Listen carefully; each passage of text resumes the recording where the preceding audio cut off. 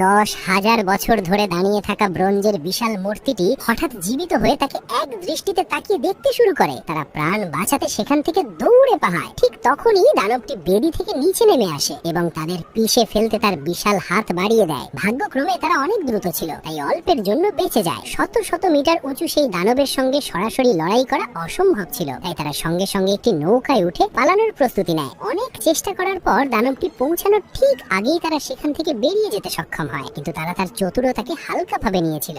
এক নজরেই দানবটি বুঝে যায় তারা কোন দিকে যাচ্ছে। ঠিক যখন তাদের মনে হয় যে এখন তারা নিরাপদ, তখনই দানবটি মাত্র কয়েক কদমে তাদের সামনে এসে দাঁড়িয়ে যায়। এখন তারা পুরোপুরি ফেঁসে যায় এবং চারদিকে হাহাকার শুরু হয়ে যায়। তারা সঙ্গে সঙ্গে নৌকাটি ঘুরিয়ে অন্য দিকে পালানোর চেষ্টা করে, কিন্তু দানবটি শুধু হাতের একটি ইশারা করে আর 100 টন ওজনের নৌকাটি মুহূর্তের মধ্যেই উল্টে যায়। তারা কিছু বুঝে ওঠার আগেই সবাই পানিতে পড়ে যায়। সৌভাগ্যবশত তারা ভালো সাঁতার জানতো, তাই কোনোভাবে সাঁতরে তীরে পৌঁছে যায়। কিন্তু ঠিক যখন তারা স্বস্তির নিঃশ্বাস ফেলে, দানবটি আবারও তাদের সামনে এসে দাঁড়ায়। সে কোনোভাবেই তাদের পিছু ছাড়তে রাজি ছিল না। বাধ্য হয়ে তারা পাল্টা আক্রমণ করে, কিন্তু তাদের সব অস্ত্রই দানবটির ওপর একেবারেই কোনো প্রভাব ফেলতে পারে না। এতে দানবটি আরো ক্ষিপ্ত হয়ে ওঠে। সে তার 500 টন ওজনের বিশাল পা তুলে তাদের পিষে ফেলার জন্য আঘাত করতে যায়। ঠিক তখনই শেষ মুহূর্তে